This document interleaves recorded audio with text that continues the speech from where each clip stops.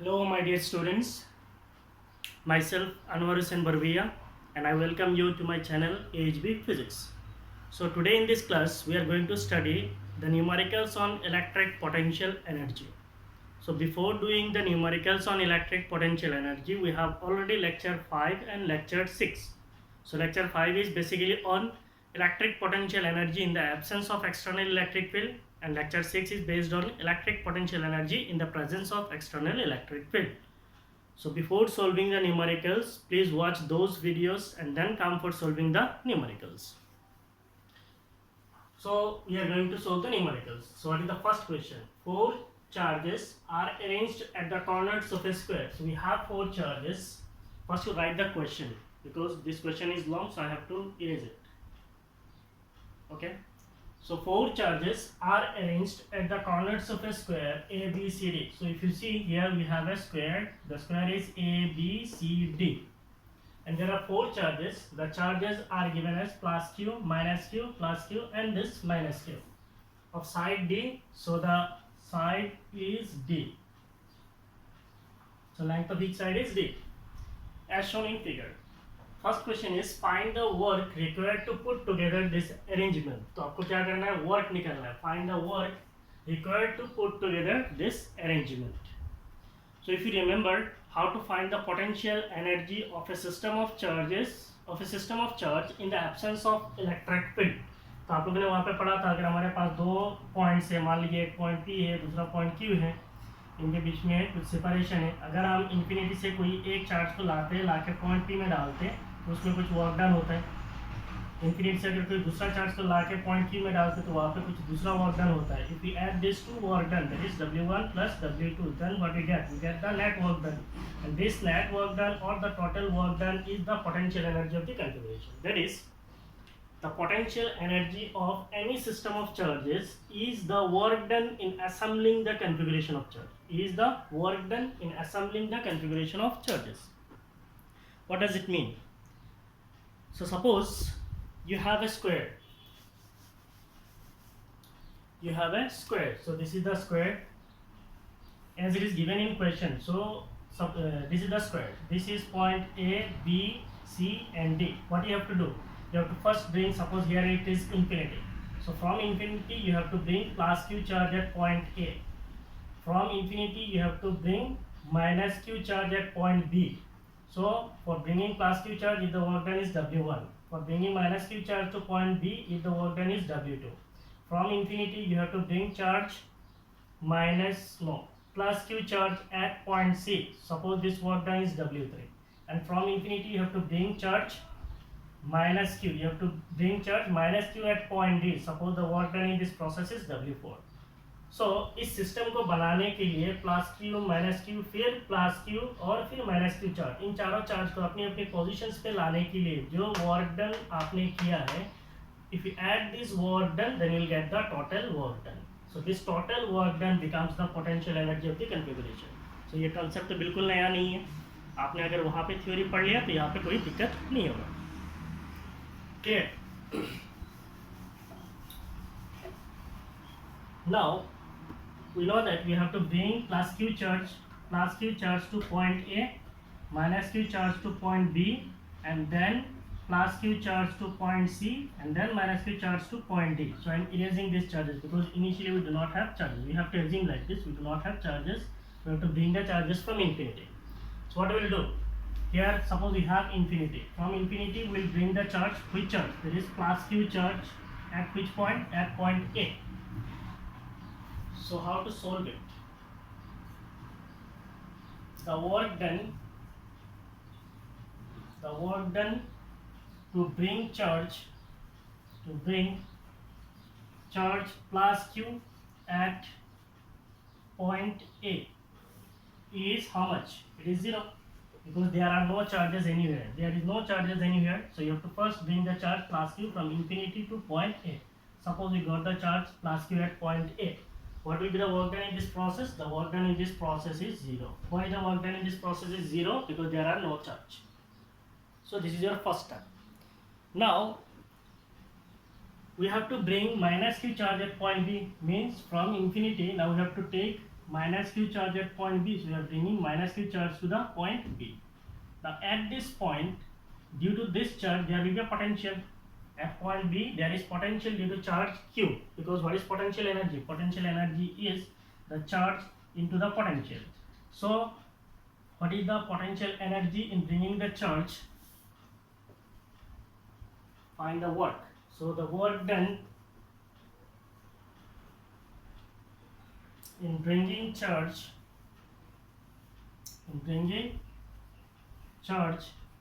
minus q at point B in the presence of plus q charge at point A is the work done in bringing charge minus q at point B in the presence of plus q charge at point A is. So what will be the work done? This work done is the charge into the potential at the point. What is the potential at point? So potential at point B. So what we are bringing the charge? We are bringing the charge minus q. So this will be minus q into the potential at point B. What is the potential at point B? So it is minus q. Potential at point B is, we know that what is potential at a point. Potential at a point is 1 by 4 pi epsilon naught charge q divided by distance. So we will take the simplification. 1 by 4 pi epsilon naught is k. So k q divided by r. So we will assume k so that our calculation is not tough. So minus q, potential at point B, we can take it as k. What is the charge? Potential at point B due to the charge. कौन सा charge के लिए? Plus q charge के लिए. So k q divided by the distance. इनके बीच में distance कितना है? इनके बीच में distance जो है d है. So the work done in this step is W2. So it will be equal to minus k q square divided by d. Minus k q square divided by d. So this is the work done in second step. So आपने plus q charge को infinity से point A में ला लिया, फिर minus q charge को infinity से point B में लाया है. माइनस q चार्ज को जब इन्फिनिटी से पॉइंट B में लाया तब plus q charge point A में था, इसीलिए वर्क डन क्या हो गया? Charge into potential at point B.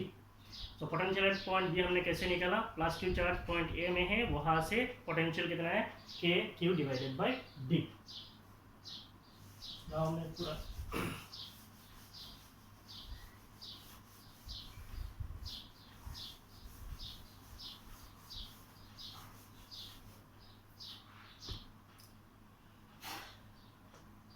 हमने प्लस क्यू चार्ज को ला लिया, माइनस क्यू चार्ज को ला लिया. अभी क्या करेंगे? फिर प्लस क्यू चार्ज को पॉइंट सी में लाएंगे. So the work done to bring the charge plus q at point C is, suppose this work done is W3, so it will be equal to the charge. कौन सा charge को हम लोग ला रहे? Plus q charge को ला रहे into potential at point C, so it will be charge q. Potential at C, point C जो है यहाँ पे potential कितना होगा? यहाँ पे एक तो इस चार्ज के लिए पोटेंशियल होगा, क्योंकि ये चार्ज पहले हम लोग ने लाया तो इसके लिए एक पोटेंशियल होगा, फिर इसके लिए एक पोटेंशियल होगा. तो इन दोनों चार्जेस का पोटेंशियल अगर पॉइंट सी में ऐड करेंगे तो get the potential at point C. So what is the potential? Suppose point A का जो पोटेंशियल है, सो पॉइंट ए का potential at point C is due to the charge at point A plus due to the charge at point B. So point A का जो charge है उसके लिए potential कितना होगा? पॉइंट A का जो चार्ज है उसके लिए पोटेंशियल होगा k. The charge is q. यहाँ पे हमने कौन सा चार्ज लिया? Plus q. सो k q divided by the distance. ये डिस्टेंस कितना होगा? d square plus d square. So hypotenuse square is perpendicular square plus d square. So it is d square plus d square. So it is 2d square. तो इसको हम लोग कैसे निकाल सकते हैं? 2d square. So hypotenuse is square root of 2d. So ये जो डिस्टेंस है, ये डिस्टेंस कितना होगा? Square root of 2d.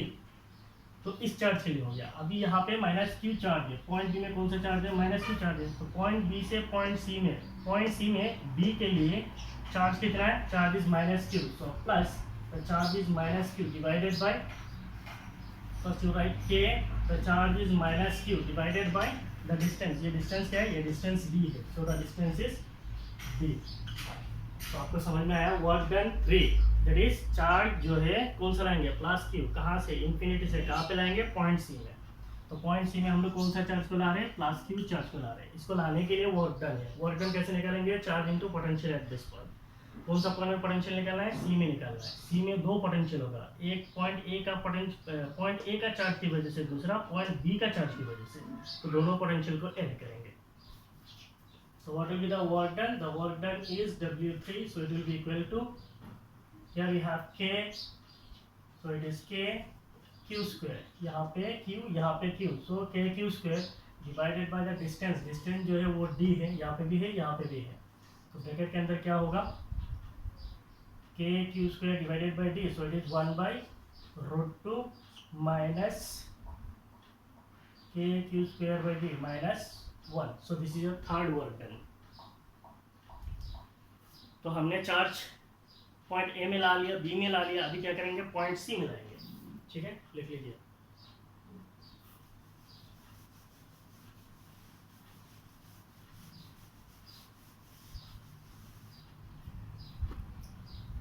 So now the work done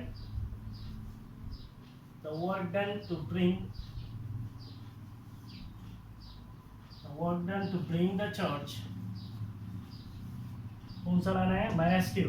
to bring the charge minus q at point D is, point D में minus q charge को लाने के लिए वर्क डन कितना होगा, द वर्क डन इज से W4, so it will be equal to the charge. So कौन सा चार्ज को ला रहे हैं, माइनस क्यू, और कौन सा पॉइंट में ला रहे हैं, डी में। So minus Q into potential at point D.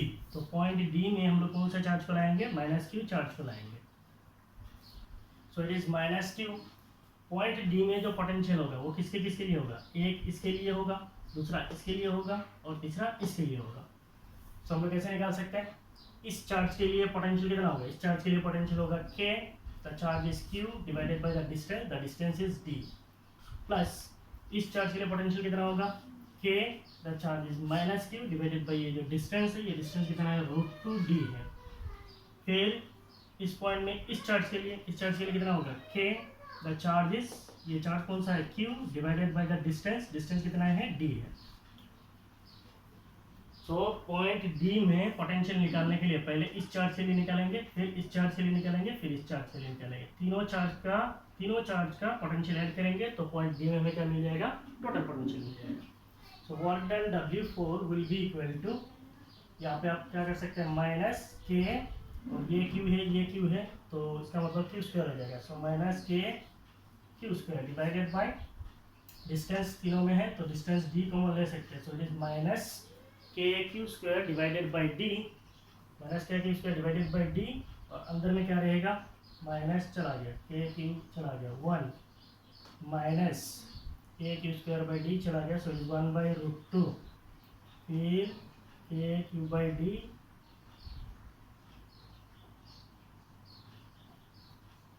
ये माइनस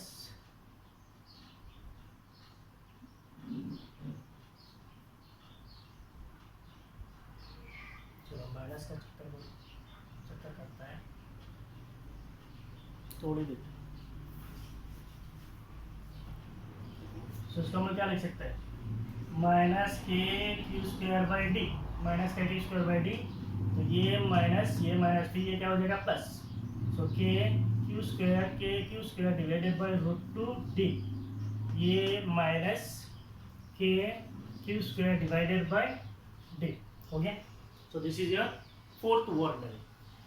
तो चार्ज Q1 को मीन्स चार्ज प्लस Q को A में लाए, माइनस Q को B में लाए, प्लस Q को फिर C में लाए, माइनस Q को D में लाए। चारों चार्ज को असेंबल करने के लिए जो हमने वर्क डन किया, क्या क्या वर्क डन किया है, W1, W2, W3, W4, चारों चार्जेस को लाने के लिए जो वर्क डन किया है, वो सारे वर्क डन को अगर हम लोग ऐड कर देंगे then will get the total work done. So what is the total work done, total work done in assembling the configuration, total work done in assembling the configuration, इस configuration को बनाने के लिए जो हमने टोटल काम किया है इस, suppose this total work done is W, it will be equal to W1 plus W2 plus W3 plus W4, चारों वर्क डन को ऐड कीजिए, you will get the net work done। तो पहले जो चार्ज आपने लाया था उस चार्ज को लाने के लिए वर्क डन कितना था, 0 था, so it is 0। Work done 2 कितना है, it is minus k Q square by d, so it is minus k Q square by d. फिर वर्क डन 3 कितना है, plus k Q square divided by root 2 d, फिर plus minus, so it is minus k Q square divided by d, k Q square divided by d. फिर ये work done 4 add करो, minus k Q square divided by d plus k Q square divided by root 2 d, k Q square divided by root 2 d minus k Q square divided by d. तो ये सारे work done है। Now if you add this minus k q square by d minus k q square by d minus k q square by d minus k q square by d, that means कितने term है, 4।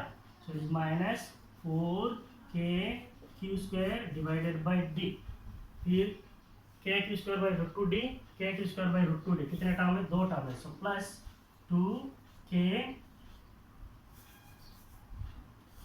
plus 2k q square divided by root 2 d, so this is your total work done। Copy कर लीजिए।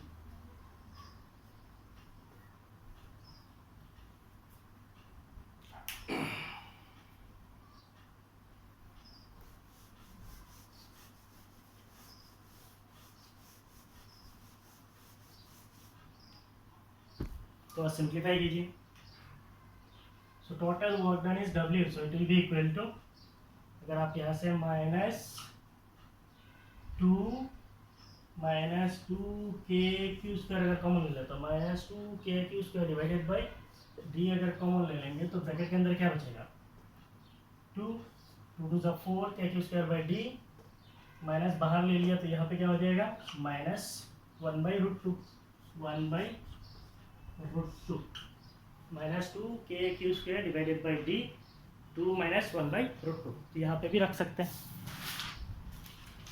NCERT में ये basically आपका NCERT से है, तो एनसीईआरटी में इसको निकाला है -k Q square divided by, अच्छा 4 -√2 रखा है, कर सकते हैं, क्या प्रॉब्लम। हमने यहाँ पे 2 बाहर किया, आप 2 को बाहर मत कीजिए, के Q square divided by D बाहर कर दीजिए, इधर कितना हो जाएगा 4 और यहाँ पे हो जाएगा 2/√2, तो इट इज √2। तो इसको अगर आप वर्क डन एनसीईआरटी के हिसाब से लिखेंगे then it is -1/4πε0, k is 1/4πε0 q square divided by d 4 -√2, so this is your total work done.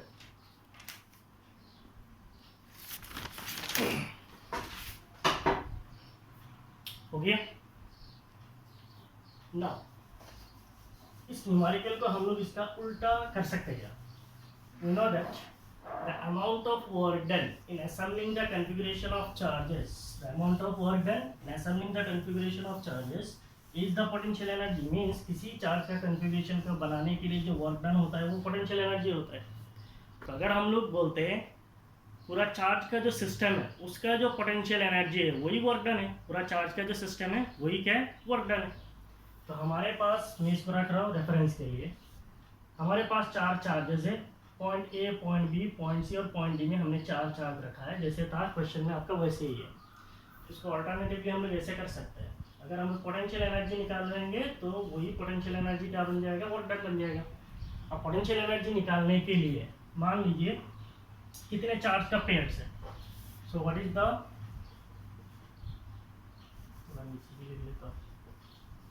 potential energy of the configuration of charges, potential energy of the configuration of charges, of the configuration of charges is, total potential energy is U, it is equal to, आपके पास total कितने charge है, 4 है, तो A और B के बीच में एक पोटेंशियल एनर्जी होगा, so potential energy due to charge at A and B plus A और सी के बीच में पोटेंशियल एनर्जी होगा, so potential energy due to the charge at A and C plus A और डी के बीच में पोटेंशियल एनर्जी होगा, so potential energy between the charges at A and D plus, तो ए की वजह से इसके लिए हो गया। अब डी में जब जाएंगे तो इससे इसके लिए तो ऑलरेडी हो गया, ए एंड डी के बीच में हो गया, तो बी से सी के बीच में एक होगा और बी और डी के बीच में एक होगा, so potential energy between B and C plus potential energy between B and D, तो potential energy between B A हो गया, बी सी ले लिए, बी डी ले लिए। अब आएंगे सी में, तो सी और बी तो हो गया, सी एंड ए हो गया, सी एंड डी बचा हुआ है, so potential energy between C and D बचा हुआ है, between C and D. So ये कितने पोटेंशियल एनर्जी है? 6 पोटेंशियल एनर्जीज है, उनको आप ऐड कीजिए, आपको फॉर्मूलाज पता है, you will get the total potential energy, वही आपका वर्क डन हो जाएगा। हमें पता है अगर हमारे पास दो चार्ज होता है, Q1 दूसरा चार्ज मान लीजिए Q2, इनके बीच में सेपरेशन R है, पोटेंशियल एनर्जी कितना होता है? Potential energy is 1/4πε0 Q1 Q2 divided by the distance, that is R, or you can write it as K Q1 Q2 divided by distance, that is R. So you can write the total potential energy US, A और B के बीच में potential energy कितना होगा? It is K Q1 Q2, तो इन दोनों के बीच में प्रोडक्ट कितना होगा? -Q square divided by the distance is D, so it is -KQ square divided by D, it is minus KQ square divided by the distance D हो गया इसके लिए। अब इसके और इसके बीच में कैसे निकालेंगे? इट इज इन दोनों पॉजिटिव है, तो it is plus KQ square divided by, इनके बीच में डिस्टेंस कितना है? इनके बीच में डिस्टेंस है √2D। अब इन दोनों के बीच में कैसे निकालेंगे? इट इज दोनों एक प्लस है दूसरा माइनस है, सो it is minus KQ square divided by the distance is D। फिर ABACAD हो गया। अब क्या है? BC, B और C के बीच में पोटेंशियल एनर्जी कैसे निकालेंगे? दोनों एक प्लस है दूसरा माइनस है, सो it is minus KQ square divided by the distance, it is D। BC हो गया। अभी BD निकालना है, BD के लिए कैसे निकालेंगे? दोनों नेगेटिव है तो क्या हो जाएगा? पॉजिटिव, तो plus KQ square divided by distance is √2D। और C और D के बीच में कैसे होगा? दोनों एक माइनस दूसरा plus, so minus KQ square divided by the distance is D।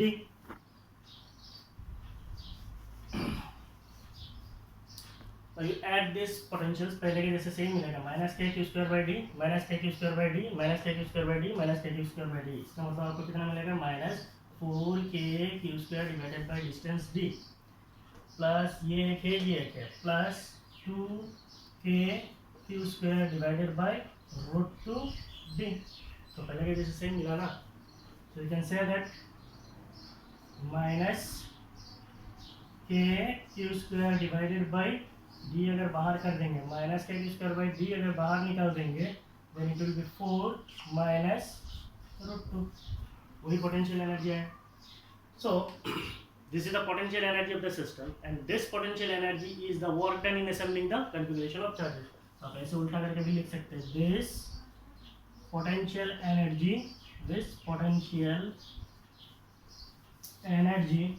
is the work done in assembling the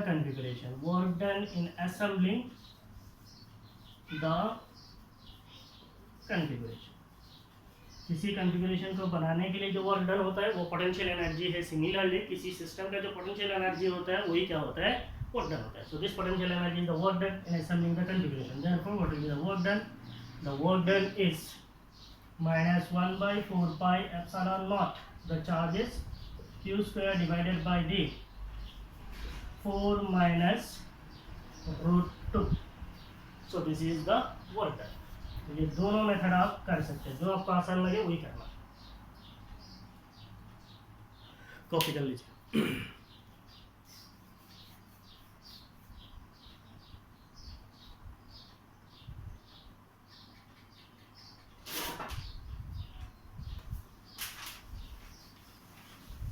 अब आते हैं, ये जो हमने क्वेश्चन दिया था उस क्वेश्चन में 2 बिट्स था। एक बिट तो ए बिट था जो अभी तक हम लोगों ने किया है, what is the work done in assembling the configuration of charges. What is the second bit?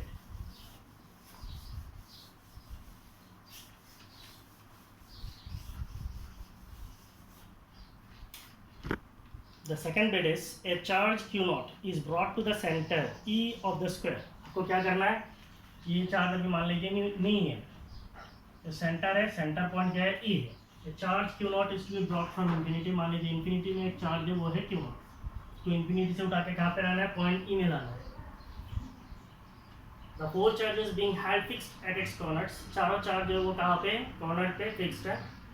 How much extra work is needed to do this? इस प्रोसेस में आपको वर्क डन कितना होगा. सो प्रॉब्लम क्या है, प्रॉब्लम कुछ भी है, हमें पता है work done is charge into the potential. तो पॉइंट ई में एक क्यू नॉट चार्ज को उठा के यहाँ तक लाने के लिए जो वर्क डन होगा वो क्या होगा, चार्ज. कौन सा चार्ज को ला रहे हैं, क्यू नॉट. और कौन सा पॉइंट पे ला रहे हैं, ई में. So q naught into potential at point E. So charge हमें पता है क्यू नॉट, पॉइंट ई का अगर हमें पोटेंशियल पता हो जाएगा तो हम लोग क्या कर सकते हैं, हम लोग वर्क डन निकाल सकते हैं. So the second bit is the work done to bring charge q naught at point E is the work done to bring the charge q naught at point E is. What will be the work done? The work done is the charge q naught into potential. Which point?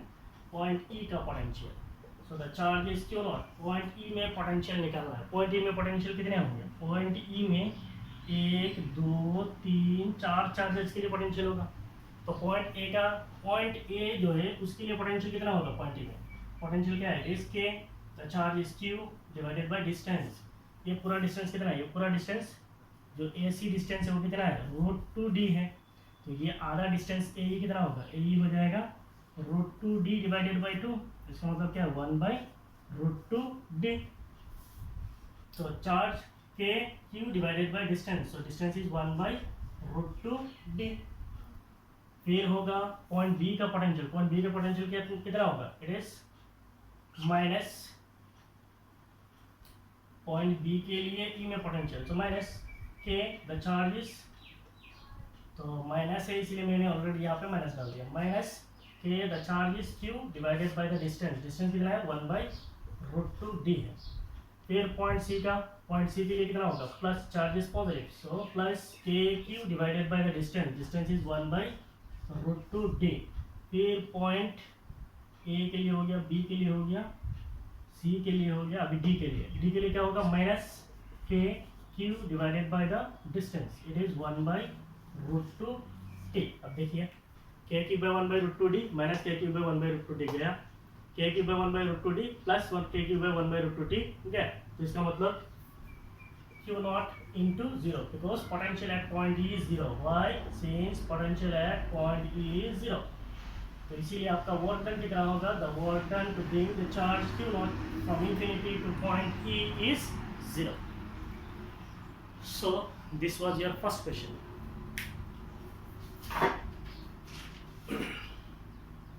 Copy down.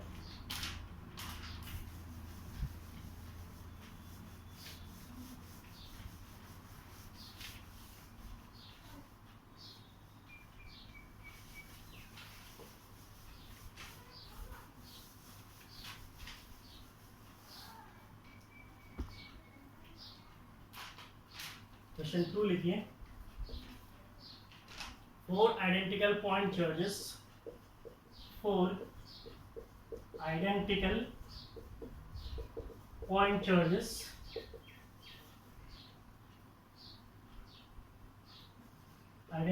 charges are q are placed at the four corners, are placed at the four corners of a square, corners of a square of side A. Find the potential energy of the charge system. Find the potential energy of the charge system. Potential energy of the charge system.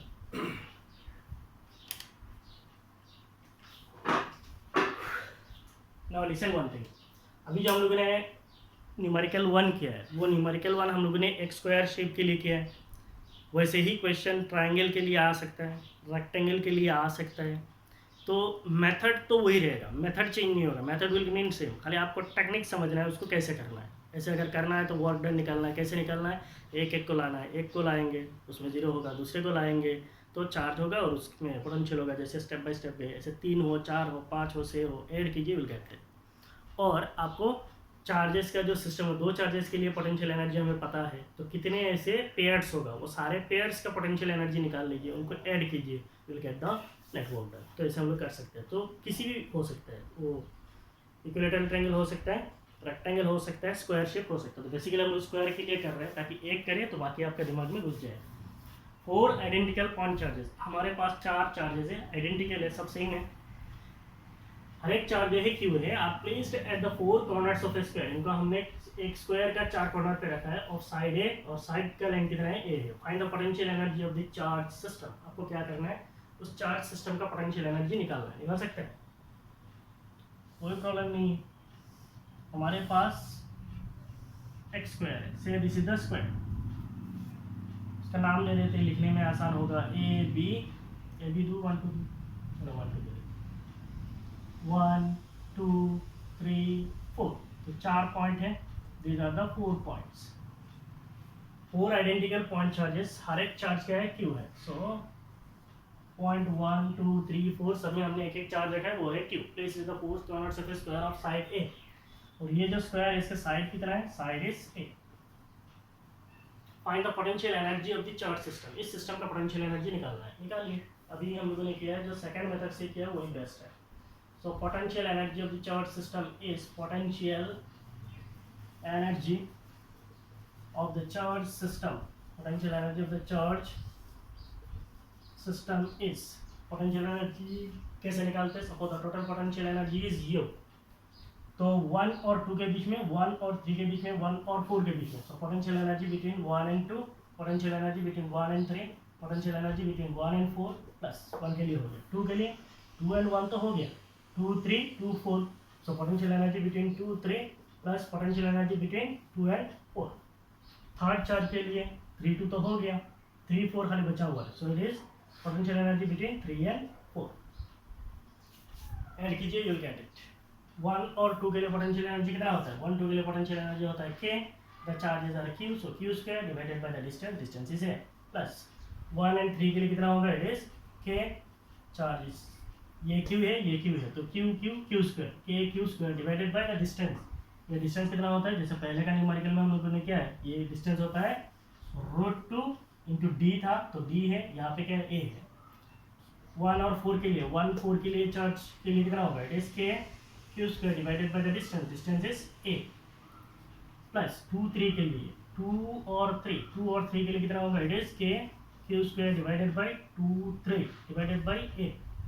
फिर 2 and 4 के लिए k Q square divided by √2 a, और कौन सा बचा हुआ है, 3 and 4, 3 और 4 के लिए कितना होगा, 3 एंड 4 के लिए k Q square divided bye 3 4 divided by distance is ए। ये हमारा पॉइंट ए था, यहाँ पे चार्ज था क्यू।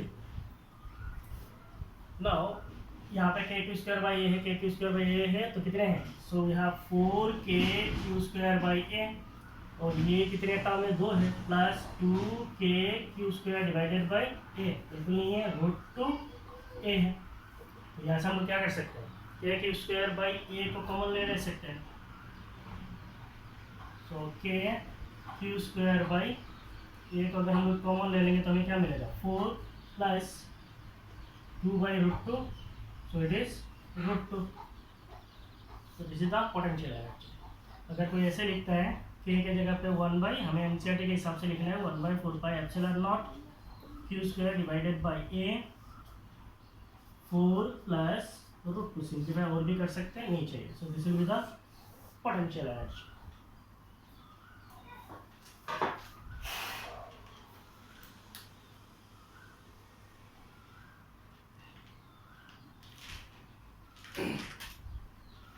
कॉपी कर लीजिए।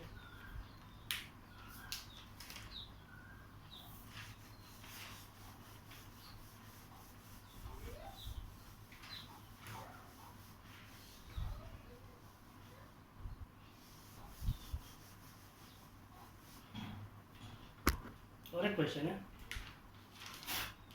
4 identical charges Q are placed at the corners of a square of side A. Find the potential energy. Find the potential energy of the. Find the potential energy of.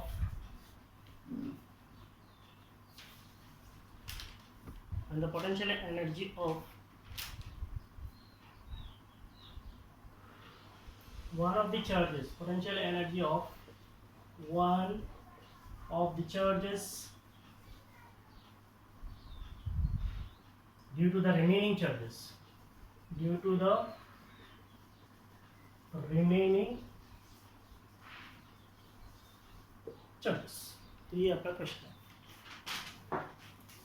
Question कुछ इस तरह है, find 4 identical point charges, पहले के जैसे ये Q है, are placed at the 4 corners of square, एक स्क्वायर के 4 कॉर्नर पे 4 चार्जेस को रखा गया। फाइंड द पोटेंशियल एनर्जी, आपको पोटेंशियल एनर्जी निकालना है of one of the charges due to the remaining charges. तो पहले के जैसे क्वेश्चन सही में ना, बिल्कुल नहीं है। Find the potential energy of one of the charges. तो इसलिए फिजिक्स का न्यूमेरिकल सोल्व करने का टाइम पे क्वेश्चन को अच्छी तरीके से पढ़ना। कभी कभी क्या करते हैं, क्वेश्चन को अच्छी तरीके से नहीं पढ़ते, तो इसमें हम लोग क्या करते हैं, जो हम करके जाते हैं वही करके आ जाते हैं, या फिर एक की जगह पे दूसरे लिख के आ जाते हैं। हमेशा क्वेश्चन को अच्छी तरीके से पढ़ना। Find the potential energy of one of the charges due to the remaining charges. एक चार्ज के ऊपर पोटेंशियल एनर्जी कितना होगा बाकी चार्जेस के लिए, वो आपको निकालना है। तो आपका स्क्वायर सेम है, मान लीजिए the charges are Q Q Q Q, distance is A.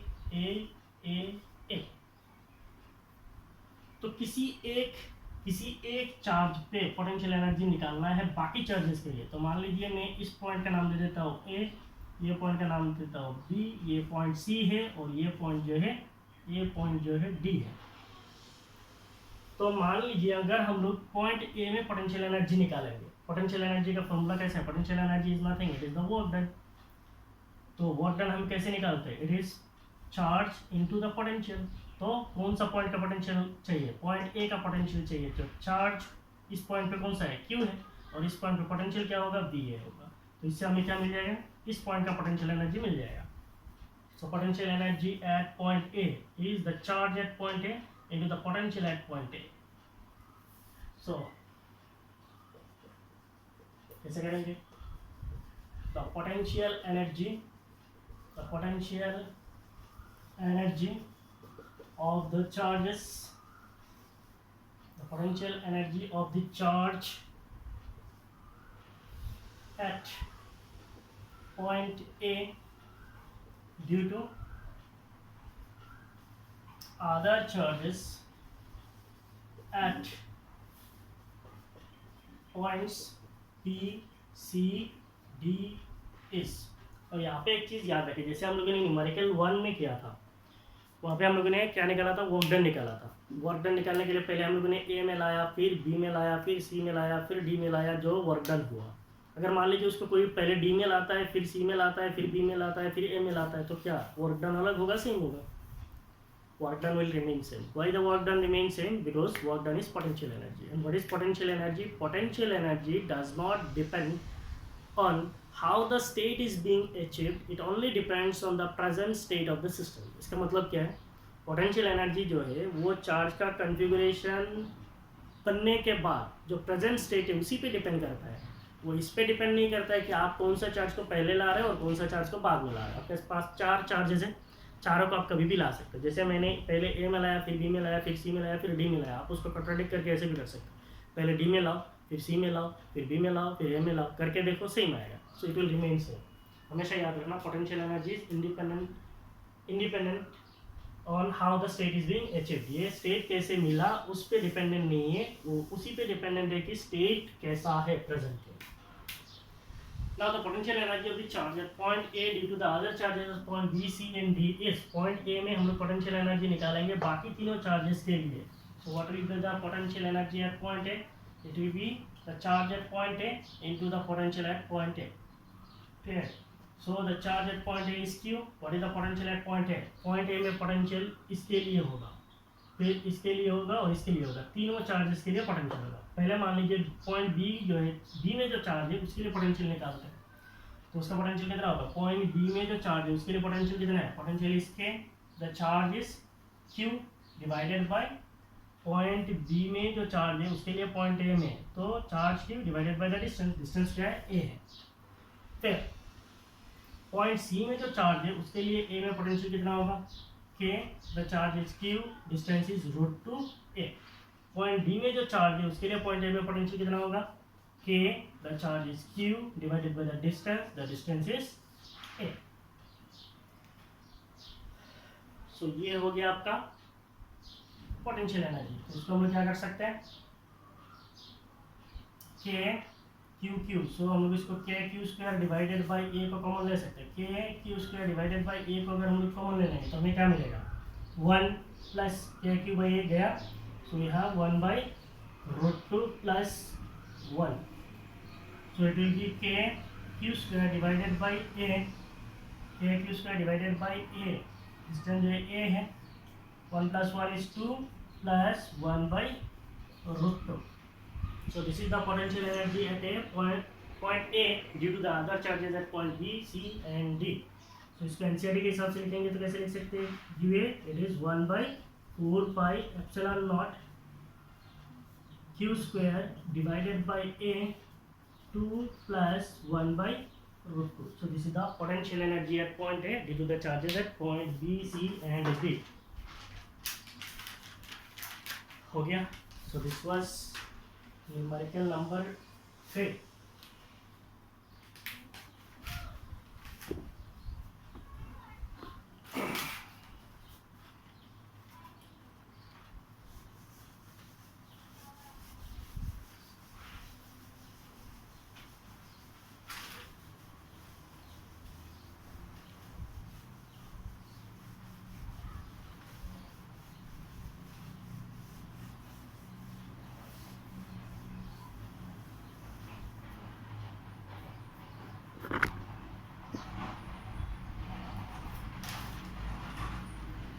Write down the fourth question. ये भी आपका NCERT का है।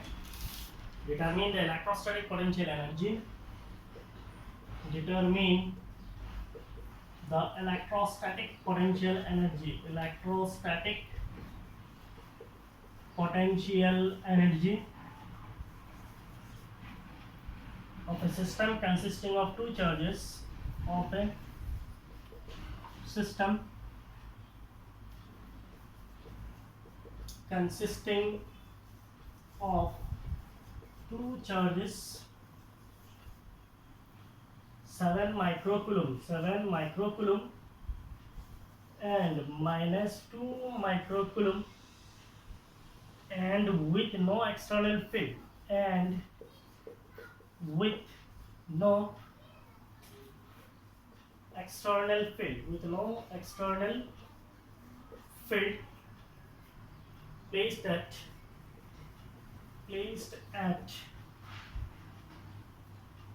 minus 9 centimeter, comma 0 0 and 9 centimeter, comma 0 0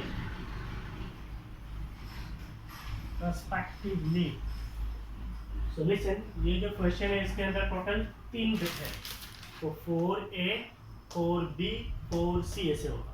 इस क्वेश्चन थोड़ा लंबा है, इसको अभी लिखेंगे तो पूरा बोर्ड ही खत्म हो जाएगा, तो अभी मैं नहीं लिख रहा हूँ, पहले 4A लिख रहा हूँ, फिर 4B लिखेंगे, फिर 4C लिखेंगे, उसको सोल्व करेंगे।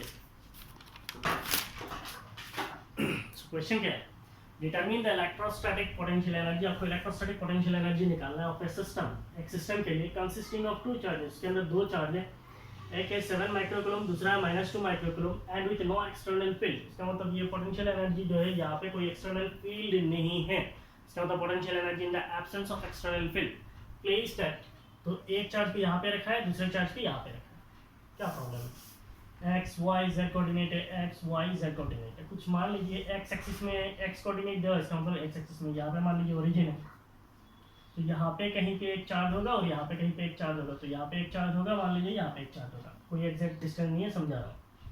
ये पोजीशन क्या है, ये पोजीशन है -9 सेंटीमीटर 0 0, ये पोजीशन कितना है 9 centimetre 0 0,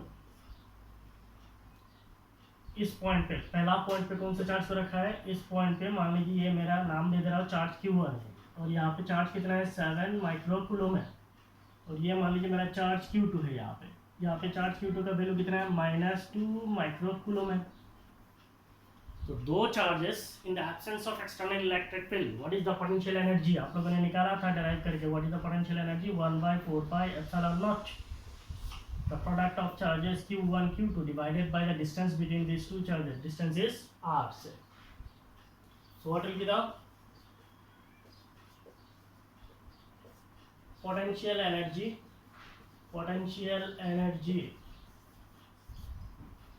determine the electrical potential energy of the system. So the potential energy of the system is, the potential energy formula is U, it is 1/4 pi epsilon naught the charges q1 q2 divided by the distance is r। मैं लिख रहा हूँ, अभी value लिख रही है 1/4 pi epsilon naught कितना है 9 × 10⁻⁹ है। चार्ज q1 मेरा कितना है 7 माइक्रो कूलम है, 7 × 10⁻⁻6 कूलम है। चार्ज q2 कितना है, चार्ज q2 जो है आपको चार्ज को हमेशा साइन के साथ लेना है, यहाँ पे मॉडुलस नहीं लेना है फोर्स की तरह।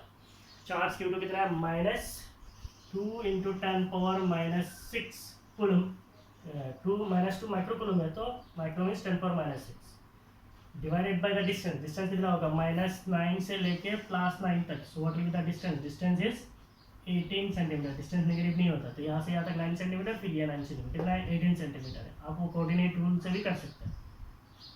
तो 18 सेंटीमीटर है, इसका मतलब कितना है 0.18 मीटर है।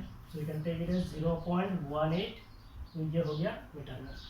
और उसको कैलकुलेट कीजिए, कैसे करेंगे 9 × 7 × एक माइनस आएगा तो माइनस को सामने ही रख लो, 9 × 7 × 2 × 10⁻9 6 12, तो -12 + 9, so it is 10⁻−3 divided by 18 × 10 right side में जाने से क्या होता है पावर माइनस होता है, so power is -2।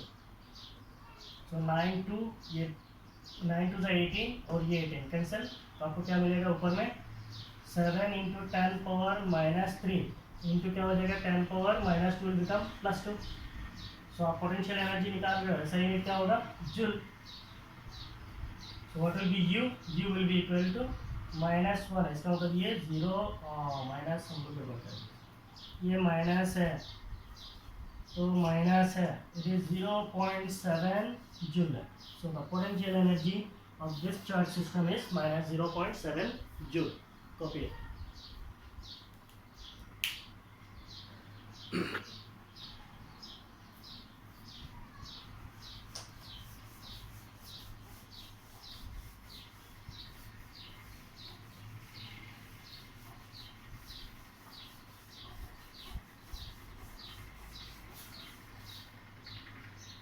Now, fourth bit. How much work is required? How much work is required? How much work is required to separate the two charges? To separate the two charges. How much work is required to separate the two charges infinitely away from each other, infinitely away from each other? तो ये आपका second bit है। How much work is required to separate the two charges infinitely away from each other? इसका मतलब क्या है? तो मान लीजिए ये आपका पॉइंट था, ये दो पॉइंट है, मैं समझा रहा हूँ, ठीक है, दो पॉइंट था। आपका पहले चार्ज क्या पे था, इन्फिनिटी पे था Q1 फिर Q2। इन्फिनिटी से आपने उठा के Q1 को यहाँ पे लाया, इन्फिनिटी से उठा के आपने Q2 को यहाँ पे लाया, तब तो आपका ये चार्ज सिस्टम बना था। अब इसको उल्टा करना है, चार्ज सिस्टम बन गया, अब इसको उल्टा करना है, Q1 को इन्फिनिटी में लेके जाना है, Q2 को फिर इन्फिनिटी में लेके जाना है। So how much work is necessary to bring these two charges Q1 and Q2 infinitely away from each other? That means you have to again take back those two charges at infinity। तो आप क्या करेंगे, यहाँ से Q1 को उठा देंगे infinity में, Q2 को कहाँ पे उठा देंगे फिर इन्फिनिटी। तो आपने यहाँ पे लाने के लिए जो वर्क डन किया है, मान लीजिए लाने के लिए वर्क डन किया W, लेके जाने के लिए वर्क डन क्या होगा minus W। So what is the work done? हम जानते हैं what is the work done in bringing the charges from this to the infinity. So मान लीजिए A और B से infinity में लेके जाने के लिए क्या होगा? It is the difference in potential energy. So what is the work done? Work done is difference in potential. Final potential. Finally कहाँ पे लेके जाएंगे? Infinity minus initial potential energy, that is UI. तो आपको इनिशियल पोटेंशियल एनर्जी पता है, initially potential energy आपने यहाँ पे निकाल के रखा था, कितना था? It is -0.7 joule. Charge system का पहले पोटेंशियल एनर्जी कितना था? -0.7 जूल। तो आप यहाँ से क्या निकाल सकते हैं? वर्क डन निकाल सकते हैं। निकालिए, टेक्निक समझ में आ गया? How much work is required to separate the two charges infinitely away from each other? So the amount of work done, amount of work required to separate the two charges, the amount of work required to separate the two charges infinitely away from each other, infinitely away from each other, the amount of work required to separate the two charges infinitely away from each other is W, and it will be equal to difference in potential energy. So this work done will be difference, पहले कहाँ पे था, finally कहाँ पे जाएगा? Infinity में, और पहले कहाँ पे था? कहाँ पे था? ये पोजीशन में था। तो इन्फिनिटी में पोटेंशियल एनर्जी कितना होता है? 0, और इनिशियली पोटेंशियल एनर्जी कितना था? -0.7 joule. So -0.7 joule. So what will be minus minus, it will become plus, so 0.7 joule. So this is the work done to bring the charges from their locations to the infinity. So this is your second bit. Copy कर लीजिए।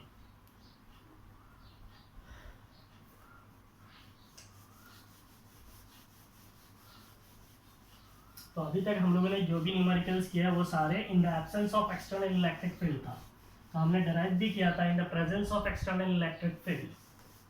सो potential energy due to a system of single charge, two charge के लिए हम लोगों ने derive किया था। Single charge और दो चार्ज के लिए एक्सटर्नल इलेक्ट्रिक फील्ड में पोटेंशियल एनर्जी डेराइव किया था। तो थ्री चार्ज के लिए क्या होगा वो भी मैं बोल दूंगा आपको।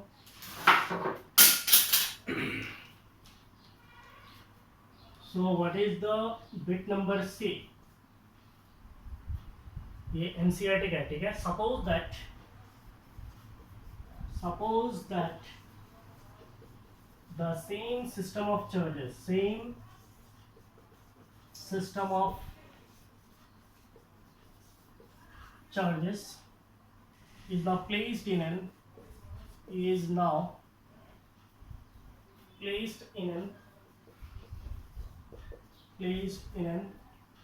external field E is equal to A1 by R square, where A is equal to 9 into 10 power 5 coulomb per meter square. What would be the electrostatic energy of the configuration B? What would be the electrostatic potential energy? What would be the electrostatic potential energy of the configuration B? ये आपका question है। Means अभी तक हम लोगों ने इन दोनों charges को absence of external electric field पे रखा था। अभी क्या करेंगे, किसी एक इलेक्ट्रिक फील्ड के अंदर रख देंगे। तो मान लीजिए पहले के जो दो आपके चार्जेस थे, एक चार्ज है Q1, दूसरा चार्ज है Q2। Q1 - 7 microcoulomb, Q1 7 microcoulomb, Q2 -2 microcoulomb. और इनके बीच में डिस्टेंस कितना है? इनके बीच में डिस्टेंस मान लो ये ओरिजिन है, तो ये अगर ओरिजिन है तो इधर का डिस्टेंस क्या है? R1 है, पोजीशन R1 है। और Q2 कौन सा पोजीशन में? ओरिजिन के हिसाब से R2 पोजीशन में है। तो आप लोगों ने पढ़ा था अगर दो चार्ज सिस्टम है, मान लीजिए ये कोई आपका x एक्सिस है, ये आपका y एक्सिस है, ये आपका z एक्सिस है। यहाँ पे एक चार्ज है, इसका पोजीशन वेक्टर है R1 वेक्टर। यहाँ पे एक दूसरा चार्ज है, इसका पोजीशन वेक्टर क्या है? R2 वेक्टर है। इनके बीच में पोजीशन वेक्टर क्या है, इट इज r12 वेक्टर है। तो इसका पोटेंशियल, इस सिस्टम का पोटेंशियल एनर्जी कितना होता है, potential energy is the charge q1, यहाँ पे हमने चार्ज को q1 को रखा है और यहाँ पे चार्ज क्या है q2 है, charge q1 into potential at point, potential at point r1 plus the charge q2 into the potential at point r2 plus 1/4 pi epsilon naught the charges q1 q2 divided by the displacement r12। तो यहाँ पे एक चीज देखिए, ये जो potential energy है ये किसके लिए पोटेंशियल एनर्जी है, it is the charge q1 into the potential at point r1। ये जो पोटेंशियल एट पॉइंट r1 ये कौन सा है, एक्सटर्नल इलेक्ट्रिक पोटेंशियल है, मींस एक्सटर्नल फील्ड का पोटेंशियल है। तो ये जो एनर्जी होगा ये कौन सा एनर्जी होगा, एक्सटर्नल फील्ड का एनर्जी होगा। Similarly charge q2 into potential at r2, ये कौन सा पोटेंशियल है, इट इज एक्सटर्नल पोटेंशियल है। तो ये एनर्जी क्या होगा, एक्सटर्नल पोटेंशियल एनर्जी होगा। और 1/4 pi epsilon not q1 q2 bye r1, तो ये कौन सा है, म्यूचुअल है। मीन चार्ज q1 और q2 के बीच में जो म्यूचुअल एनर्जी है, इसका मतलब ये जो एनर्जी है इसको हम क्या बोलेंगे, it is the potential, it is the potential energy of charge q1 in external field। Potential energy of charge q1 in external field. और ये जो होगा इसको हम लोग क्या बोलेंगे, यहाँ पे लिखूँ, यहाँ पर समझ में आ रहा है, ये हो गई ये पोटेंशियल एनर्जी क्या होगा, it is the potential energy of the charge q2 in external field. और ये जो है इसको हम लोग क्या बोलेंगे, कुछ नाम दे देते हैं ना, नाम देने में क्या आ जाता है, इसका नाम मान लो u1 है, इसका नाम u2 है, इसका नाम ले लो u3 है। तो ये u1 है, u1 क्या है, it is the potential energy of charge q1 in external field. और u2 क्या है, it is the potential energy of charge q2 in external field. और जो u3 है वो क्या है, mutual potential energy between q1 and q2। ये छोटा करके मैंने लिखा है, ये आपको इस न्यूमेरिकल के अंदर लिखना नहीं है, आपको कॉन्सेप्ट के लिए बोल रहा हूँ, अच्छी तरीके से समझ लीजिए। तो ये था आपका डेरिवेशन। दो चार्ज सिस्टम के लिए पोटेंशियल एनर्जी कितना होता है, इतना होता है। इसमें पहला वाला क्या होता है, चार्ज q1 का एक्सटर्नल फील्ड में, यहाँ पे कोई एक्सटर्नल फील्ड है E वेक्टर, एक्सटर्नल फील्ड में चार्ज q1 का जो पोटेंशियल होता है वो है। ये क्या है, एक्सटर्नल फील्ड में चार्ज q2 का जो पोटेंशियल एनर्जी होता है वो है। और ये क्या है, इन दोनों चार्जेस के बीच में जो म्यूचुअल पोटेंशियल एनर्जी है वो है। अब मान लीजिए आपके पास तीन चार्ज है, एक यहाँ पे है, दूसरा यहाँ पे है, तीसरा यहाँ पे है। तो इसमें डिसाइड करने में क्या प्रॉब्लम है, ऐसे मान लीजिए इसका पोजीशन जो है ये r1 वेक्टर है, इसका पोजीशन जो है ये क्या है, r2 वेक्टर है, और इसका जो पोजीशन है वो है r3 वेक्टर। तीन चार्ज है, यहाँ पे चार्ज q1 है, यहाँ पे चार्ज q2 है, यहाँ पे चार्ज q3 है। इसका पोटेंशियल एनर्जी कितना होगा, पोटेंशियल एनर्जी उसके हिसाब से लिखेंगे तो क्या होगा, q1 into potential eight position r1 में चार्ज q1 का पोटेंशियल एनर्जी, चार्ज q1 का potential energy due to external field plus q2 into potential into r2, इसका मतलब चार्ज q2 का एक्सटर्नल पोटेंशियल एनर्जी। लिख लीजिए, मैं इरेज करने वाला।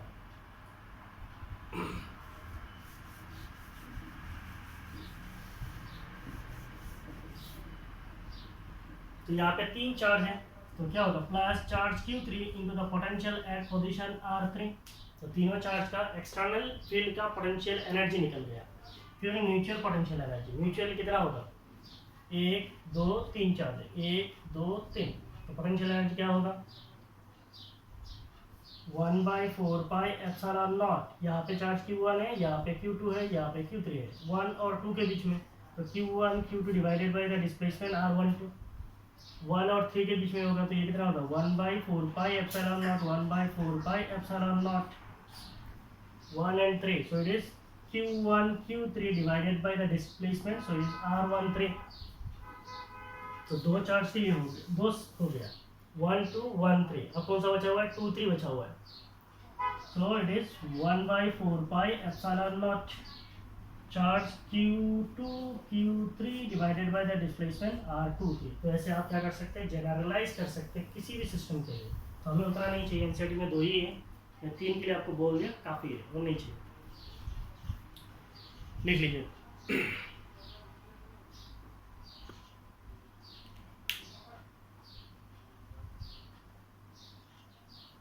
तो अभी हम लोग फिर से बैक हो जाएंगे उस सॉल्यूशन में।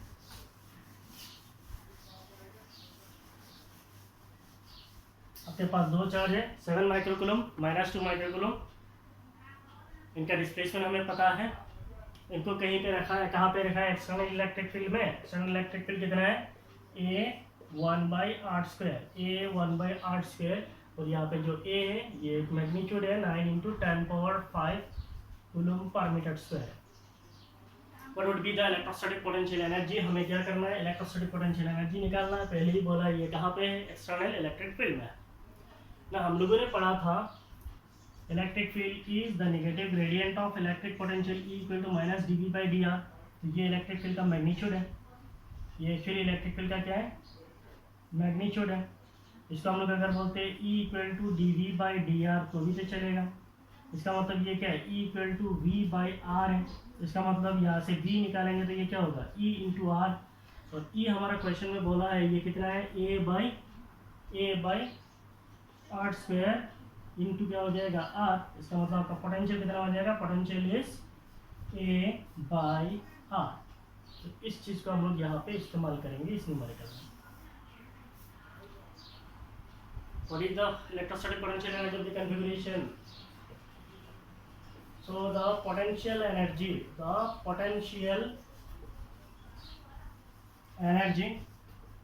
of the configuration, the potential energy of the configuration of charges is, the potential energy is U. It is the charge Q1 into potential at position R1 plus the charge Q2 into potential at position R2 plus 1/4πε0 the charges Q1 Q2 divided by the displacement R12। so the charge Q1, तो charge Q1 हमें पता है it is 7 microcoulomb. so 7 × 10⁻⁻6 into potential at R1। इस point पे potential कितना होगा? इस point पे R1 पॉइंट पे potential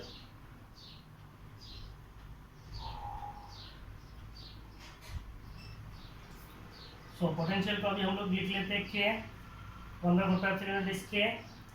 the charge is this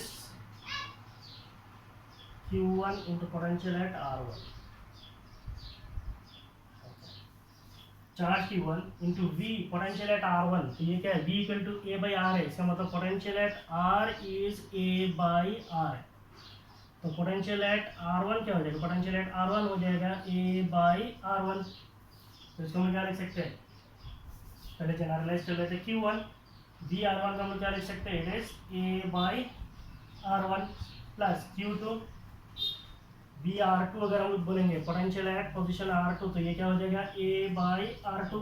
तो ये हो जाएगा A/r2 plus 1/4πε0 Q1 Q2 divided by R12। That is their mutual potential energy. ठीक है।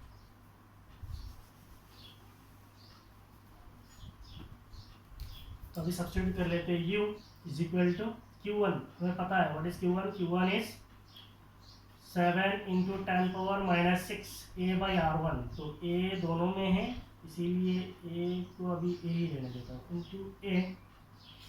7 × 10⁻⁶ A divided by R1। What is R1?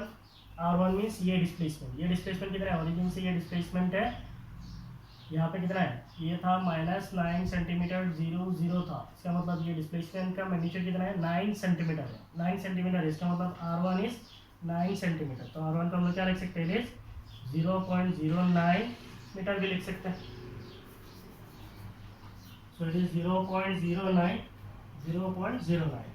Plus charge Q2 हमें पता है -2 माइक्रोकूलम। तो मैं ले लेता हूँ -2 × 10⁻⁻6 माइक्रोकूलम इंटू A है डिवाइडेड बाय द डिस्टेंस। यहाँ से लेके यहाँ तक भी 9 सेंटीमीटर है। तो ये कितना होगा? 0.09। एंड ये जो म्यूचुअल पोटेंशियल एनर्जी है ये हम लोगों ने पहले निकाल के रखा था। ये कितना है? -0.7 जूल है।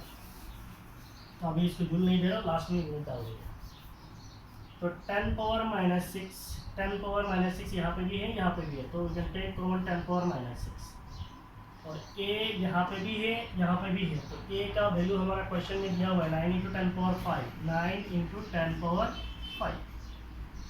तो 10⁻6 इंटू ए, ये 10⁻6 इंटू ए बाहर आ जाएगा, डिवाइडेड बाई 0.09, ये इसमें भी है इसमें भी है, बाहर आ जाएगा। अंदर क्या बचेगा, 7 minus 2 minus 0.7।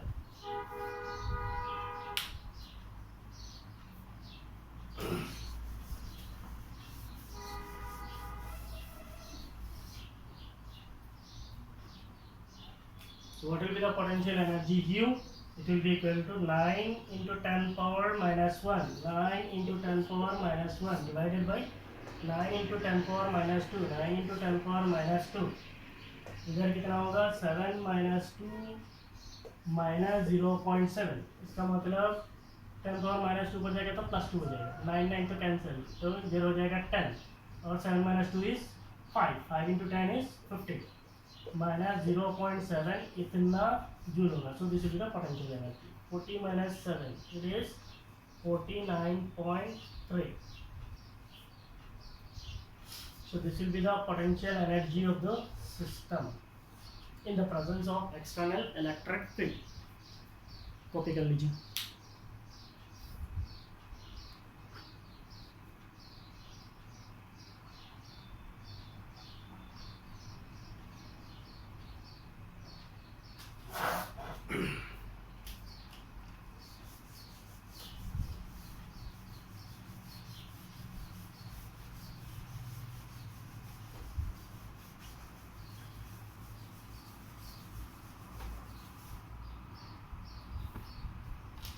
We have one more numerical. A molecule of a substance, a molecule of a substance has a permanent electric dipole moment, has a permanent electric dipole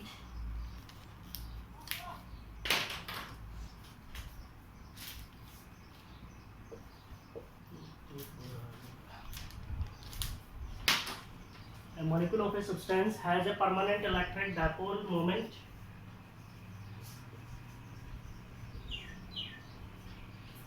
ten power minus 29, 10 power minus 29 coulomb meter.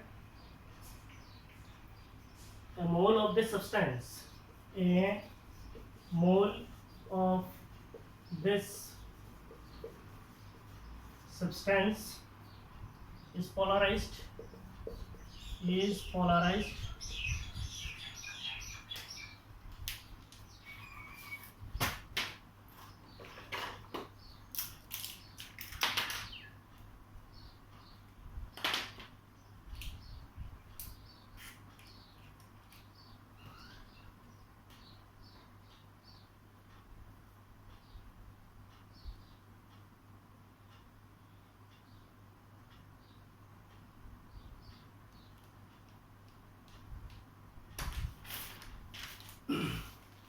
a mole of this substance is polarized at a low temperature,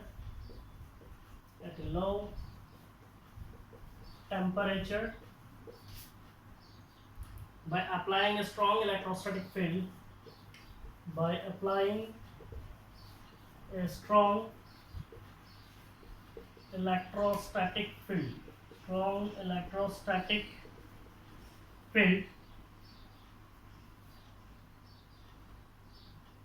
of magnitude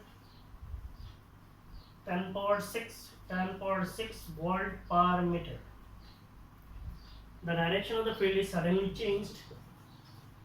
The direction of the field is suddenly changed.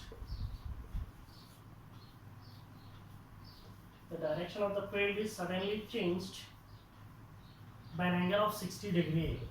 By an angle of 60 degree. Estimate the heat released. Estimate the heat released by the substance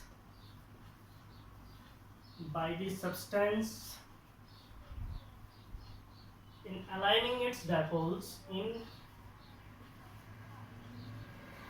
aligning aligning its dipoles along the new direction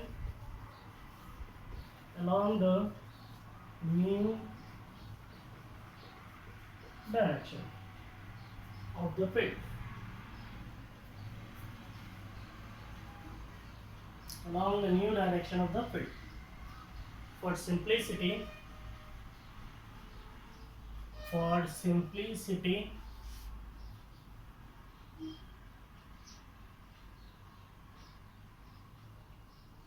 assume 100% polarization. Assume 100% polarization of the sample. Question जो है बहुत छोटा है.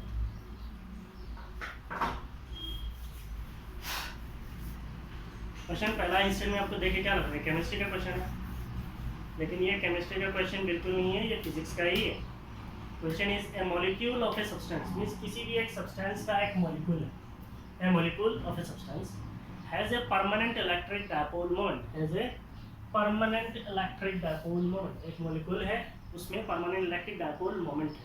तो permanent electric dipole moment आता कहाँ से? मान लो कोई भी एक मॉलिक्यूल है, पोलर मॉलिक्यूल है, तो इसका centre of gravity of positive charge, centre of gravity of negative charge एक पॉइंट पे नहीं होता है. इनके बीच में कुछ सेपरेशन होता है. Suppose that separation is d. 2 point charges हैं, equal in magnitude, opposite in polarity, separated by some distance. तो ये डायपोल बनता है, उससे डायपोल मोमेंट आता है. तो एक मॉलिक्यूल का डायपोल मोमेंट कितना है? एक मॉलिक्यूल का डायपोल मोमेंट जो है वो है 10⁻⁻29 कूलम. तो ये आपका पहला sentence. Molecule of a substance has a permanent electric dipole moment 10⁻⁻29 coulomb. एक मॉलिक्यूल का डायपोल मोमेंट 10⁻⁻29 कूलम है. Next, A mole of this substance, one mole of this substance is polarized at low temperature. Polarized at low temperature का मतलब क्या है? Polarized. तो इसके बाद वाला टॉपिक में हम लोग पढ़ने वाले हैं पोलराइजेशन. तो थोड़ा बोल देता हूँ. पोलराइजेशन का मतलब कुछ नहीं है. मान लीजिए कोई एक मॉलिक्यूल है, इस मॉलिक्यूल को अगर आप एक्सटर्नल इलेक्ट्रिक फील्ड देते हो, ये एक्सटर्नल इलेक्ट्रिक फील्ड है, तो इसका मतलब हाइपोथेटिकली ये क्या है? पॉजिटिव है. ये साइड में क्या है? नेगेटिव है, क्योंकि इलेक्ट्रिक फील्ड ऐसे जा रहे हैं. तो इसके अंदर जो centre of gravity of positive charge और सेंटर ऑफ ग्रेविटी ऑफ, ये मान लो पॉजिटिव है, ये नेगेटिव है. तो ये साइड में पॉजिटिव है, तो मान लो इधर नेगेटिव है, इधर पॉजिटिव है. ये पॉजिटिव है, तो ये centre of gravity of negative charge को क्या करेगा? और हिला देगा. आपका मॉलिक्यूल का ग्रेविटी ऑफ नेगेटिव चार्ज इधर आ जाएगा, पॉजिटिव चार्ज किधर चला जाएगा? इधर जाएगा. क्यों? क्योंकि आपका इलेक्ट्रिक फील्ड की वजह से वो नेगेटिव को खींच के इधर लेके आएगा, पॉजिटिव को उधर लेके जाएगा. तो इस प्रोसेस को क्या कहा जाता है? पोलराइजेशन कहा जाता है. So polarization is the process of inducing the electric dipole moment. Electric dipole moment को इंड्यूस करने का जो प्रोसेस है उसको पोलराइजेशन कहा जाता है. आगे हम लोग पढ़ेंगे. सीधा आप इतना समझ लो, अगर पॉजिटिव नेगेटिव दोनों चार्जेस एक पॉइंट पे होता है, एक ही पॉइंट पे रखा हुआ है. एक ही पॉइंट पे क्या है? पॉइंट मैंने बढ़ा करके दिया आपको समझने के लिए. एक पॉइंट पे पॉजिटिव नेगेटिव दोनों है. हमने क्या किया? एक्सटर्नल इलेक्ट्रिक फील्ड दिया. ये एक्सटर्नल इलेक्ट्रिक फील्ड है. एक्सटर्नल इलेक्ट्रिक फील्ड देने की वजह से नेगेटिव और पॉजिटिव अलग अलग हो गया. नेगेटिव और पॉजिटिव अलग अलग हो गया तो आपका डिस्टेंस बढ़ जाएगा, डिस्टेंस आ जाएगा. डिस्टेंस आएगा तो डायपोल मोमेंट आएगा. डायपोल मोमेंट क्या होता है? Charge into distance. किसी भी चार्ज का एक चार्ज का मैग्नीट्यूड और डिस्टेंस है. तो इस प्रोसेस को पोलराइजेशन कहा जाता है. A mole of this substance is polarized at low temperature. उसी सब्सटेंस का वन मोल को पोलराइज किया जाता है. कैसे? इलेक्ट्रिक फील्ड लेके, by applying a strong electric field of magnitude 10⁻6 volt पर मीटर. तो जो इलेक्ट्रिक फील्ड अप्लाई किया जाता है उसका मैग्नीट्यूड कितना है? 10⁻6 वोल्ट पर मीटर है. 10⁻6 वोल्ट पर मीटर है. तो जो इलेक्ट्रिक फील्ड दिया उसका मैग्नीट्यूड है 10⁻6 वोल्ट पर metre. The direction of field is suddenly changed. अब आगे the direction of the field is suddenly changed by an angle of 60 degree. तो इस चीज को समझने के लिए आप पहले इस तरीके से समझिए. तो पॉजिटिव इधर है, तो मान लीजिए आपका कोई एक मॉलिक्यूल है, इसका नेगेटिव चार्ज इधर है, पॉजिटिव चार्ज इधर है. ये नेगेटिव है, ये पॉजिटिव है. एक्सटर्नल इलेक्ट्रिक फील्ड कैसा है? ये आपका एक्सटर्नल इलेक्ट्रिक फील्ड है. एक्सटर्नल फील्ड का डायरेक्शन ऐसा है. तो इसका मतलब ये साइड पॉजिटिव, ये साइड नेगेटिव है. नेगेटिव के साइड में पॉजिटिव, पॉजिटिव के साइड में नेगेटिव है और नेगेटिव के साइड में पॉजिटिव है. तो डायपोल मोमेंट का डायरेक्शन किधर होता है? डायपोल मोमेंट जो है वो नेगेटिव से पॉजिटिव की तरफ होता है. तो डायपोल मोमेंट का डायरेक्शन नेगेटिव टू पॉजिटिव होता है. क्लियर? इसका मतलब अगर हम लोग एक सिचुएशन में देखेंगे इलेक्ट्रिक डायपोल मोमेंट और आपका जो इलेक्ट्रिक फील्ड का डायरेक्शन, ये दोनों सेम डायरेक्शन है। इलेक्ट्रिक फील्ड कैसा है? ऐसा है। So this is your electric field direction. कैसा है? ऐसा है। डायपोल मोमेंट का डायरेक्शन कैसा है? ऐसा है। तो ये दोनों सेम डायरेक्शन पे है, पहला case. So this is your case 1। ठीक है, समझिए। The direction of the field is suddenly change bye an angle of 60 degree. इसका मतलब क्या है? इसका मतलब आपका इलेक्ट्रिक फील्ड कैसा था? ऐसे था। अभी इस इलेक्ट्रिक फील्ड को, पहले आपका कैसा था? ऐसे था। अभी इलेक्ट्रिक फील्ड को क्या करेंगे? चेंज करेंगे। आपका इलेक्ट्रिक फील्ड का डायरेक्शन कैसे आ जाएगा? ऐसे आ जाएगा। सो पहले का हिसाब से इलेक्ट्रिक फील्ड अभी कितना एंगल चेंज कर देगा? 60 डिग्री एंगल चेंज कर देगा। तो अगर 60 डिग्री एंगल चेंज कर देगा तो ये क्या होगा? ये सारे मोलिकुल्स ऐसे अलाइन हो जाएगा, मीन्स सारे मोलिकुल्स इलेक्ट्रिक फील्ड के डायरेक्शन में जाएगा। तो इलेक्ट्रिक फील्ड के डायरेक्शन में जब जाता है तो इनके ऊपर क्या होता है? मिनिमम पोटेंशियल एनर्जी होता है।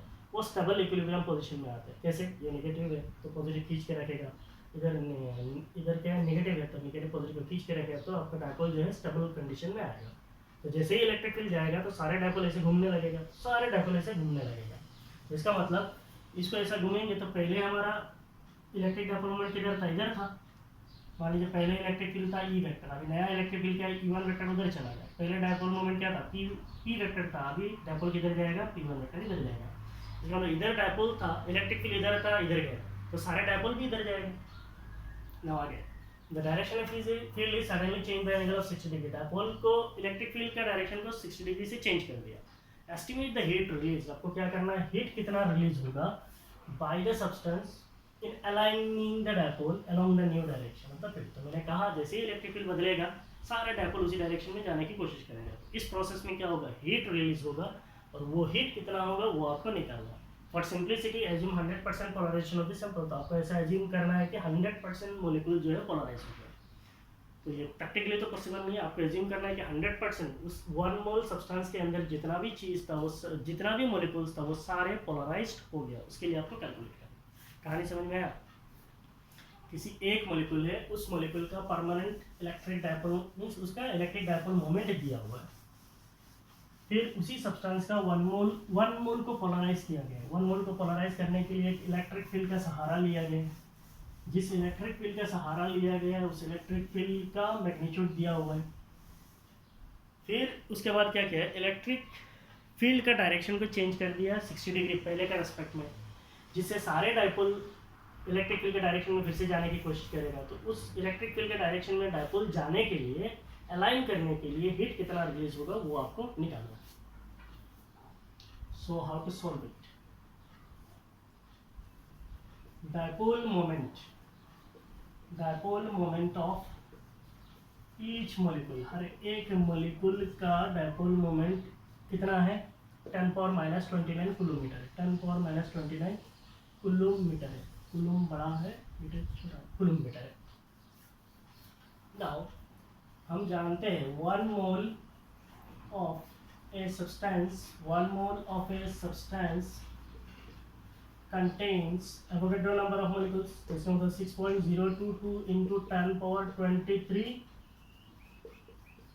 molecules in it। 6.022 into 10⁻23 molecules। तो हम लोग सिंप्लिसिटी के लिए इसको हम लोग 6.022 के जगह पे 6 into 10⁻23 ले लेंगे तो कैलकुलेशन आसान हो जाएगा। So 1 mole of substance contains 6 into 10⁻23 molecules in it. So what will be the total dipole moment? Total dipole moment अगर मैं बोलूँ P, ये कितना होगा? एक मोलिक्यूल का डायपोल मोमेंट। एक मोलिक्यूल का डायपोल मोमेंट कितना है? 10⁻⁻29 इंटू नंबर ऑफ मोलिक्यूल मेरा कितना है? 6 इंटू 10⁻23। ये कितना हो जाएगा? 6 इंटू 10⁻6 डायपोल मोमेंट है। ऐसा यूनिट क्या होगा? कूलम-मीटर। तो टोटल डायपोल मोमेंट निकल गया। नाउ इनिशियली मेरा डायपोल मोमेंट और electric field, that is dipoles और इलेक्ट्रिक फील्ड एक ही डायरेक्शन में था। इसका मतलब इनिशियली थीटा कितना था? 0 डिग्री था। सो what will be the initial potential energy of dipole? Initial potential energy of dipole means पूरा 1 मोल जो है उनका इनिशियल पोटेंशियल एनर्जी कितना है? से u है। इनिशियल पोटेंशियल एनर्जी का फॉर्मूला क्या है? -p cos theta. So it is cos theta कितना है? 0 डिग्री है, cos 0 है। तो इसका मतलब ये कितना हो जाएगा minus P, that is total dipole moment कितना है 6 × 10⁻⁻6 ई मींस इलेक्ट्रिक फील्ड का मैग्नीट्यूड कितना है 10⁻⁶ ई cos थीटा cos 0 कितना है 1, तो इसका मतलब ये कितना हो जाएगा -6 पोटेंशियल एनर्जी निकाला है, ऐसे ही क्या होगा जूल, तो मींस इनिशियल पोटेंशियल एनर्जी मेरा कितना है, इनिशियल पोटेंशियल एनर्जी मेरा -6 जूल है। What will be the final potential energy, final potential energy is U final potential energy is -PE। Finally theta कितना होगा, मेरा डायपोल इधर था, इलेक्ट्रिक फील्ड इधर चला गया, इसका मतलब डायपोल और इलेक्ट्रिक फील्ड के बीच में डायरेक्शन एंगल कितना चेंज हो गया 60 डिग्री चेंज हो गया, इसका मतलब यहाँ पे कितना आ जाएगा cos 60 डिग्री। हमारा डायपोल अभी भी यहाँ पे है, जाके वहाँ पे जाएगा, तो इसका मतलब डायपोल इधर है, इलेक्ट्रिक फील्ड वहाँ पे चला गया, electric field changes its position, तो डायपोल और इलेक्ट्रिक फील्ड के बीच में एंगल कितना है 60 है, तो ये cos 60 है, तो इसका हम क्या लिख सकते हैं -PE cos 60 कितना होता है हाफ डिवाइडेड बाय 2, तो इसका मतलब ये कितना हो जाएगा -3 जूल। ये हो गया final potential energy. What will be the change in potential energy, change in potential energy, change in potential energy is del U, final potential energy minus initial potential energy, final is -3 joule, initial कितना है 6 joule है, so what is the change in potential energy,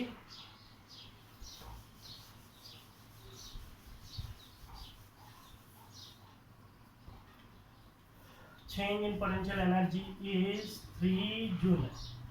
अब ये जो potential energy change हुआ है उतना ही heat जो है रिलीज होगा while aligning the dipole। आपको क्वेश्चन में पूछा है how much heat is released, so the